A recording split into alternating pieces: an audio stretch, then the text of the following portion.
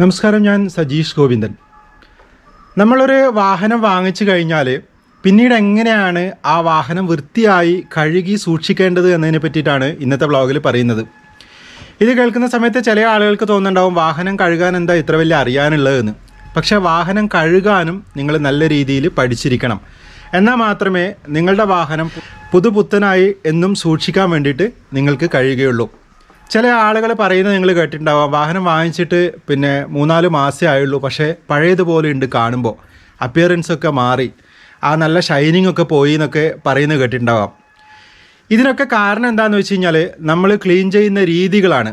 നമ്മൾ പലപ്പോഴും നല്ല വൃത്തിയാവാൻ വേണ്ടിയിട്ട് പല ക്ലീനിങ്ങുകളും ചെയ്യും. അങ്ങനെ ക്ലീൻ ചെയ്യുമ്പോഴാണ് പലപ്പോഴും വണ്ടികളുടെ ഷൈനിങ് ഒക്കെ നഷ്ടപ്പെടുന്നത്. അതായത് ബോഡി പാർട്സിൻ്റെ ഷൈനിങ് ഒക്കെ നഷ്ടപ്പെട്ട് പഴയ വണ്ടി പോലെയൊക്കെ പെട്ടെന്നാകും. അപ്പോൾ അതൊക്കെ മനസ്സിലാക്കിക്കൊണ്ട് നല്ല രീതിയിൽ എങ്ങനെ ക്ലീൻ ചെയ്യണമെന്ന് ഇന്നത്തെ വീഡിയോയിലൂടെ ഞാൻ നിങ്ങൾക്ക് പറഞ്ഞുതരാം. അപ്പോൾ നിങ്ങൾ വീഡിയോ മുഴുവനായിട്ട് കാണാൻ വേണ്ടിയിട്ട് ശ്രമിക്കുക. ബൈക്ക് നിർത്തിയിട്ടിട്ടുണ്ട്, എൻ്റെ ബൈക്കുണ്ട്, ഇപ്പുറം കാറുണ്ട്. ഞാൻ ജനറലായിട്ട് ഒരു കാര്യം ആദ്യം പറയാം. നമ്മൾ വാഹനം ക്ലീൻ ചെയ്യുന്ന സമയത്ത് സാധാരണ ഏതെങ്കിലും ഒരു പൈപ്പ് വെള്ളം പിടിച്ചിട്ടായിരിക്കും നിങ്ങൾ ക്ലീൻ ചെയ്യുക, അല്ലേ? അങ്ങനെ ക്ലീൻ ചെയ്യുമ്പോൾ ഹൈ സ്പീഡിൽ വെള്ളം ഒരിക്കലും സ്പ്രേ ചെയ്യരുത്. അതാണ് ഏറ്റവും ഇമ്പോർട്ടൻ്റ് ആയിട്ട് ആദ്യം ശ്രദ്ധിക്കേണ്ടത്. പല ആളുകളും നല്ല ഹൈ സ്പീഡിൽ വെള്ളം സ്പ്രേ ചെയ്തിട്ടാണ് വാഹനങ്ങളൊക്കെ ക്ലീൻ ചെയ്യുക. അങ്ങനെ ക്ലീൻ ചെയ്യുമ്പോൾ പലപ്പോഴും വണ്ടിയുടെ പെയിൻ ക്വാളിറ്റി അടക്കം നഷ്ടപ്പെടുന്നത് നിങ്ങൾക്ക് കാണാം. അതുകൊണ്ട് ഒരിക്കലും ഹൈ സ്പീഡിൽ വെള്ളം സ്പ്രേ ചെയ്തുകൊണ്ട് വാഹനം കഴുകരുത്. പിന്നെ മനസ്സിലാക്കേണ്ട മറ്റൊരു കാര്യം എന്താണെന്ന് വെച്ച് കഴിഞ്ഞാൽ, നമ്മുടെ വാഹനത്തിൽ ഒരുപാട് എക്സ്പോസ്ഡ് ആയിട്ടുള്ള ഭാഗങ്ങളൊക്കെ ഉണ്ടാവും. പ്രത്യേകിച്ചും നിങ്ങൾ നോക്കുക, വയറിൻ്റെ കണക്ഷൻസ് ഉണ്ടാവും, സോക്കറ്റുകൾ ഉണ്ടാവും, ഇതൊക്കെ നമ്മുടെ വണ്ടികളിൽ ഉണ്ടാവും. അപ്പോൾ നിങ്ങൾ നല്ല സ്പീഡിൽ വെള്ളം സ്പ്രേ ചെയ്ത് കഴിഞ്ഞാൽ ഒരു പ്രോബ്ലം എന്താണെന്ന് വെച്ച് കഴിഞ്ഞാൽ ഇതിലൊക്കെ വെള്ളം കയറും. വെള്ളം കയറി കഴിഞ്ഞാൽ സ്വാഭാവികമായിട്ടും കംപ്ലയിൻസുകൾ വരാൻ തുടങ്ങും. അപ്പോൾ നിങ്ങളുടെ എക്യുപ്മെൻസിൻ്റെ ലൈഫിനെ അത് ബാധിക്കും. ഇതൊക്കെ പലതും വാട്ടർ പ്രൂഫിങ് സോക്കറ്റുകൾ ആവണം എന്നില്ല. അപ്പോൾ ചിലപ്പോൾ വെള്ളം കയറി കഴിഞ്ഞാൽ പലതും വർക്കാവാത്ത കണ്ടീഷനൊക്കെ ആയിരിക്കും ഉണ്ടാവുക. ചില സമയത്ത് നമ്മൾ വാഹനം, അതായത് കാറൊക്കെ നമ്മൾ വാഷ് ചെയ്യാൻ കൊടുത്തിട്ട് ചിലപ്പോൾ നോക്കിക്കഴിഞ്ഞാൽ ചില സമയത്ത് ചില സെൻസറുകളൊന്നും വർക്കാവാത്ത കണ്ടീഷനൊക്കെ വരും. കാരണം എന്താണെന്ന് വെച്ച് കഴിഞ്ഞാൽ ബോണറ്റ് തുറന്നിട്ട് നല്ല സ്പീഡിൽ അവർ വെള്ളം സ്പ്രേ ചെയ്യും. വെള്ളം സ്പ്രേ ചെയ്ത് കഴിഞ്ഞാൽ കണക്ഷൻസ് ഒന്നും പിന്നീട് വർക്ക് ആവുകയില്ല. അപ്പോൾ അങ്ങനെയുള്ള അനുഭവങ്ങളൊക്കെ നിങ്ങൾക്ക് ഉണ്ടായിട്ടുണ്ടാവും. അതിന് കാരണം എന്താണെന്ന് വെച്ച് കഴിഞ്ഞാൽ പല സെൻസർ പാർട്ടുകളൊക്കെ ബോണറ്റിൻ്റെ അകത്തുണ്ട്. അപ്പോൾ അവിടെയെല്ലാം നമ്മൾ ശ്രദ്ധിക്കാതെ നല്ല സ്പീഡിൽ വെള്ളം സ്പ്രേ ചെയ്ത് കഴിഞ്ഞാൽ ഇത്തരം പ്രോബ്ലങ്ങൾ ഉണ്ടാവും. അപ്പോൾ അത് വളരെയധികം ശ്രദ്ധിക്കുക. ബോണറ്റിൻ്റെ അകത്ത് വെള്ളം ഒഴിക്കുന്ന സമയത്ത് അല്ലെങ്കിൽ വെള്ളം സ്പ്രേ ചെയ്യുന്ന സമയത്ത് കവർ ചെയ്യേണ്ട ഭാഗങ്ങളൊക്കെ വൃത്തിയായി കവർ ചെയ്തതിന് ശേഷം മാത്രം നമ്മളത് ചെയ്യുക. ഹൈ സ്പീഡിൽ വെള്ളം സ്പ്രേ ചെയ്യാതിരിക്കുന്നതാണ് ഏറ്റവും നല്ലത്. അപ്പോൾ ഒരു ബൈക്കിൻ്റെ കേസ് പറയുകയാണെന്നുണ്ടെങ്കിൽ നമുക്കറിയാം, ഈ ഒരു ഭാഗങ്ങളൊക്കെ ഒരുപാട് കണക്ഷൻസ് ഒക്കെ ഉണ്ട്. കണ്ടില്ല നിങ്ങൾ? ഈ ഒരു ഭാഗം നിങ്ങൾ ശ്രദ്ധിക്കുക. അതേപോലെ ഇവിടെ നോക്കുക, സ്റ്റിയറിംഗ് കോണിൻ്റെ ഭാഗങ്ങളൊക്കെ നിങ്ങൾ ശ്രദ്ധിക്കുക. ഇവിടെയൊക്കെ ധാരാളം കണക്ഷൻസ് ഉണ്ട്. ഇവിടെയൊന്നും നമ്മൾ ഒരിക്കലും ശക്തമായിട്ട് വെള്ളം സ്പ്രേ ചെയ്യരുത്. അത് നിങ്ങൾ ആദ്യം മനസ്സിലാക്കുക. ഇനി മനസ്സിലാക്കേണ്ട കാര്യം എന്താണെന്ന് വെച്ച് കഴിഞ്ഞാൽ, നമ്മൾ സാധാരണ ലൈൻ വാട്ടറൊക്കെയാണ് ഉപയോഗിക്കുന്നതെങ്കിൽ ക്ലോറിൻ അതിൽ മിക്സ് ആയിട്ടുണ്ടാവും. ക്ലോറിൻ മിക്സായ വെള്ളം നമ്മൾ ഡയറക്റ്റ് ഉപയോഗിക്കരുത്. അപ്പോൾ എന്തിനാണ് വെള്ളത്തിൽ ക്ലോറിൻ ഉപയോഗിക്കുന്നത് നിങ്ങൾക്കറിയാം. സാധാരണ നമ്മൾ അണുനശീകരണം ചെയ്യാൻ വേണ്ടിയിട്ടാണ് വെള്ളത്തിൽ ക്ലോറിൻ ഉപയോഗിക്കുക. അപ്പോൾ അങ്ങനെ ക്ലോറിനുള്ള വെള്ളമാണ് നമ്മുടെ വീട്ടിലേക്ക് വരുന്നതെങ്കിൽ നിങ്ങൾ ചെയ്യേണ്ട കാര്യം എന്താണെന്ന് വെച്ച് കഴിഞ്ഞാൽ, വെള്ളം വീട്ടിലേതെങ്കിലും ടാങ്കിൽ നമ്മൾ സ്റ്റോർ ചെയ്യുക. സ്റ്റോർ ചെയ്തതിന് ശേഷം പിന്നീട് അതിൽ നിന്നും വെള്ളം ഉപയോഗിക്കുക. അങ്ങനെ സ്റ്റോർ ചെയ്ത് വെള്ളം ഉപയോഗിക്കുമ്പോൾ ഗുണം എന്താണെന്ന് വെച്ച് കഴിഞ്ഞാൽ, ഇതിനകത്തുള്ള ക്ലോറിൻ, അതായത് വെള്ളത്തിൽ വന്നിരിക്കുന്ന ക്ലോറിൻ ഓൾറെഡി നമ്മൾ സ്റ്റോർ ചെയ്ത ടാങ്കിൽ നിന്ന് വേപ്പറായിട്ട് പോയിട്ടുണ്ടാവും. അപ്പോൾ പിന്നീട് ആ ഒരു ക്ലോറിൻ്റെ ബുദ്ധിമുട്ട് വെള്ളത്തിൽ ഉണ്ടാവില്ല. അപ്പോൾ ആ ശേഖരിച്ച് വെച്ച വെള്ളം നിങ്ങൾ ഉപയോഗിക്കുക. അപ്പോൾ ക്ലോറിൻ ഫ്രീ ആയിട്ട് നിങ്ങൾക്ക് കിട്ടും. അപ്പോൾ അങ്ങനെ നമുക്ക് ലൈൻ വാട്ടർ ഉപയോഗിക്കാൻ വേണ്ടിയിട്ട് കഴിയും. ലൈൻ വാട്ടർ ഡയറക്റ്റ് ഉപയോഗിക്കരുത്. ഉപയോഗിച്ച് കഴിഞ്ഞാൽ ആ ക്ലോറിൻ എളുപ്പത്തിൽ ഈ ഒരു ബോഡി പാർട്സിലൊക്കെ വന്നു കഴിഞ്ഞാൽ നമ്മുടെ വണ്ടിയുടെ ഷൈനിങ് ഒക്കെ പോവും. അപ്പോൾ അത് നിങ്ങൾക്കറിയാം എന്താ സംഭവിക്കുക, നിങ്ങൾക്കറിയാമെന്ന് വിചാരിക്കുന്നു. അപ്പോൾ അത് ചില ആളുകൾ ചോദിച്ചിട്ടുണ്ട്, ക്ലോറിൻ വെള്ളം ഉപയോഗിക്കണോ, ഉപയോഗിച്ചാൽ പ്രോബ്ലം ഉണ്ടോ എന്നൊക്കെ. ഉപയോഗിച്ച് കഴിഞ്ഞാൽ വണ്ടിയുടെ ഷൈനിങ് നഷ്ടപ്പെടും എന്ന് നിങ്ങൾ മനസ്സിലാക്കുക. അപ്പോൾ സ്റ്റോർ ചെയ്തിട്ട് അത് ഉപയോഗിക്കുക. ഇനി നിങ്ങൾ മനസ്സിലാക്കേണ്ട മറ്റൊരു കാര്യം, നമ്മളെ വണ്ടിയുടെ ബോഡി പാർട്സൊക്കെ നിങ്ങൾ നോക്കുക. ഇവിടെയൊക്കെ ചെറിയ ചെറിയ പൊടികൾ നിങ്ങൾക്ക് കാണാം. ഇതൊക്കെ ശരിക്കും എന്താണെന്ന് വെച്ച് കഴിഞ്ഞാൽ മൈക്രോസ്കോപ്പിക് പാറ കഷ്ണങ്ങളാണ് ഈ ചെറിയ ചെറിയ പൊടികൾ എന്ന് പറയുന്നത്. അപ്പോൾ നമ്മൾ ഈ മൈക്രോസ്കോപ്പിക് പാറ കഷ്ണങ്ങളുടെ മേലെ എന്തെങ്കിലും സാധനം വെച്ച് അരച്ചിട്ട് ഇതൊക്കെ കളയാൻ നോക്കിക്കഴിഞ്ഞാൽ എന്താണ് സംഭവിക്കുക എന്ന് വെച്ച് കഴിഞ്ഞാൽ ബോഡി പാർട്സിനൊക്കെ സ്ക്രാച്ച് ആവുകയാണ് ചെയ്യുന്നത്. അപ്പോൾ അങ്ങനെ നിരന്തരം നമ്മൾ അങ്ങനെ ചെയ്ത് കഴിഞ്ഞാൽ ഈ പെയിൻ ക്വാളിറ്റി ഒക്കെ നഷ്ടപ്പെടും. പെയിൻറ്റിൻ്റെ ഈ ഒരു ക്ലിയർ കോട്ട് ഉണ്ടല്ലോ, പുറത്തിലെ ക്ലിയർ കോട്ട് തന്നെ പോയി കിട്ടും. അപ്പോൾ ഒരിക്കലും അങ്ങനെ ഉരച്ച് കളയരുത്, ഒരു തുണി കൊണ്ടും ഉരച്ച് കളയാതിരിക്കുക. അപ്പോൾ അത് നിങ്ങൾ മനസ്സിലാക്കുക. ഇനി ആദ്യം നമ്മൾ ചെയ്യേണ്ട കാര്യം, ഇപ്പോൾ നിങ്ങളുടെ വണ്ടി നല്ലോണം പൊടി പിടിച്ചിട്ടുണ്ടെന്ന് വിചാരിക്കുക. ആദ്യം ചെയ്യേണ്ട കാര്യം എന്താണെന്ന് വെച്ച് കഴിഞ്ഞാൽ വെറുതെ വെള്ളം സ്പ്രേ ചെയ്യുക എന്നുള്ളതാണ്. അത് വളരെ ഫോഴ്സിലൊന്നും ചെയ്യേണ്ട. ചെയ്യുന്ന സമയത്ത് നിങ്ങൾ ശ്രദ്ധിക്കുക, ഈ ഒരു ഭാഗത്തൊക്കെ നമുക്ക് ചെയ്യാം, പ്രശ്നങ്ങളൊന്നുമില്ല. പക്ഷേ കണക്ഷൻസ് ഉള്ള ഭാഗത്തൊക്കെ നമ്മൾ ഒഴിവാക്കുക. ഇനി കാറിൻ്റെ ആണെന്നുണ്ടെങ്കിൽ ബോണറ്റ് തുറന്നിട്ട് നമ്മൾ ചെയ്യുന്ന സമയത്ത് ശ്രദ്ധിക്കുക, ഹൈ സ്പീഡിൽ വെള്ളം സ്പ്രേ ചെയ്യരുത്. അപ്പോൾ ഇവിടെയൊക്കെ നമ്മൾ നോർമലി ഇങ്ങനെ വെള്ളം സ്പ്രേ ചെയ്യുക. ഇങ്ങനെ സ്പ്രേ ചെയ്യുന്ന സമയത്ത് നോർമലി ആ പൊടിയൊക്കെ പോയിട്ടുണ്ടാവും. അതായത് വെള്ളത്തിൻ്റെ ഒക്കെ തന്നെ ഇങ്ങനെ ഒലിച്ചൊലിച്ച് പോയിട്ടുണ്ടാവും. പൊടിയും പിന്നെ ചെളിയൊക്കെ ഇങ്ങനെ ഒലിച്ച് പോകുന്നത് നിങ്ങൾക്ക് കാണാം. അതിനുശേഷം നമ്മൾ ചെയ്യേണ്ട കാര്യം എന്താണെന്ന് വെച്ച് കഴിഞ്ഞാൽ കൈ കൊണ്ട് ഒന്ന് കഴുകുക എന്നുള്ളതാണ്. നമ്മളിപ്പോൾ വെള്ളം സ്പ്രേ ചെയ്യുന്നു, വെള്ളം സ്പ്രേ ചെയ്തതിനോടൊപ്പം തന്നെ കൈ കൊണ്ട് നമ്മൾ നല്ലവണ്ണം തുടക്കുക. അപ്പോൾ തുടക്കുന്നതിനോടൊപ്പം തന്നെ വെള്ളവും സ്പ്രേ ചെയ്യണം. വെള്ളം സ്പ്രേ ചെയ്ത് കഴിയുമ്പോൾ എന്ത് പറ്റും, തുടക്കുന്നതിനൊപ്പം തന്നെ ആ പൊടികളൊക്കെ ഇതിൻ്റെ പുറത്തുനിന്ന് പോയിട്ടുണ്ടാവും, ബോഡി പാർട്സിൽ നിന്നൊക്കെ പോയിട്ടുണ്ടാവും. അപ്പോൾ വെള്ളം സ്പ്രേ ചെയ്തുകൊണ്ട് കൈ കൊണ്ട് നമ്മൾ നല്ല രീതിയിലൊന്ന് ക്ലീൻ ചെയ്ത് കൊടുക്കുക. കൈ നല്ല ടച്ച് സെൻസിറ്റീവാണ്. അപ്പോൾ ഒരു വക പൊടികളൊക്കെ ആ ഒരു സമയത്ത് തന്നെ ഇതിൻ്റെ പുറത്തു നിന്നൊക്കെ പോയിട്ടുണ്ടാവും, ബോഡിയുടെ ഭാഗത്തു നിന്നൊക്കെ പോയിട്ടുണ്ടാവും. അപ്പോൾ നിങ്ങൾ കൈ ഉപയോഗിച്ചിട്ട് ക്ലീൻ ചെയ്യുക. അപ്പോൾ ഫസ്റ്റ് നമ്മൾ പിന്നെ എന്ത് ചെയ്യണം, ഫസ്റ്റ് നമ്മൾ വെള്ളം മാത്രം സ്പ്രേ ചെയ്യുക, എല്ലാ ഭാഗത്തും സ്പ്രേ ചെയ്യുക. അതിനുശേഷം പിന്നീട് കൈ ഉപയോഗിച്ചിട്ടൊന്ന് ക്ലീൻ ചെയ്യുക. അതിനുശേഷം ഇപ്പോൾ കൈ ഉപയോഗിച്ചിട്ട് നിങ്ങൾ ക്ലീൻ ചെയ്തു. അതിനുശേഷം നമുക്ക് എന്ത് ചെയ്യാൻ പറ്റുമെന്ന് വെച്ച് കഴിഞ്ഞാൽ ഏതെങ്കിലും ഒരു കാർ വാഷ് ഉപയോഗിക്കുന്നതാണ് നല്ലത്. അപ്പോൾ കാർ വാഷ് ഉപയോഗിക്കുന്ന സമയത്ത് എങ്ങനെയാണ് അത് ഉപയോഗിക്കണം? ഇപ്പോൾ പലതരം കാർ വാഷുകൾ മാർക്കറ്റിൽ അവൈലബിൾ ആണ്. അപ്പോൾ പുതിയ പുതിയ കാർ വാഷുകളൊക്കെ ഉണ്ട്. അപ്പോൾ അതിനെ പറ്റിയിട്ടുള്ള ഒരു റിവ്യൂവും കാര്യങ്ങളൊക്കെ എൻ്റെ സ്പെഷ്യലായി ബൈ സജീഷ് ഗോവിന്ദൻ എന്ന ചാനലിൽ ഞാൻ അപ്ലോഡ് ചെയ്യുന്നുണ്ട്. അവിടെ നിങ്ങൾക്ക് നല്ല നല്ല കാർ വാഷുകളെ പറ്റിയിട്ടൊക്കെ മനസ്സിലാക്കാം, ഏതൊക്കെയാണെന്ന് ബ്രാൻഡുകൾ. ഞാനിപ്പോൾ ബ്രാൻഡിൻ്റെ പേര് പറയുന്നില്ല.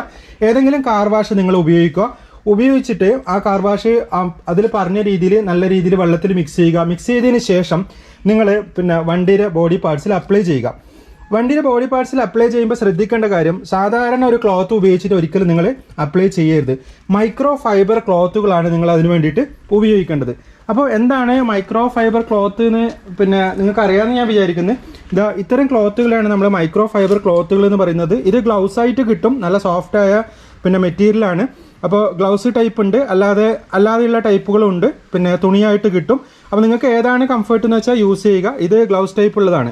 അപ്പോൾ ഇത്തരം മൈക്രോ ഫൈബർ ക്ലോത്തുകളുടെ പ്രത്യേകത എന്താണെന്ന് വെച്ച് കഴിഞ്ഞാൽ ഇതിനകത്ത് പിന്നെ നമ്മൾ വെള്ളം ആക്കി കഴിഞ്ഞാൽ ആ വെള്ളം ഇതിനകത്ത് തന്നെ ഉണ്ടാവും, ഈ ക്ലോത്തിനകത്ത് തന്നെ പിടിച്ചിട്ട് നിൽക്കുന്നുണ്ടാവും. അപ്പോൾ വളരെ സോഫ്റ്റാണ്. അപ്പോൾ നമുക്ക് ഈസി ആയിട്ട് അപ്ലൈ ചെയ്യാൻ വേണ്ടിയിട്ട് പറ്റും. അപ്പോൾ ഇത്തരം മൈക്രോ ഫൈബർ ക്ലോത്തുകൾ ഉപയോഗിച്ചിട്ട് നിങ്ങൾ കാർ വാഷ് നല്ലവണ്ണം വെള്ളത്തിൽ മിക്സ് ചെയ്തിട്ട് പിന്നെ ബോഡി പാർട്സിലൊക്കെ ആക്കുക.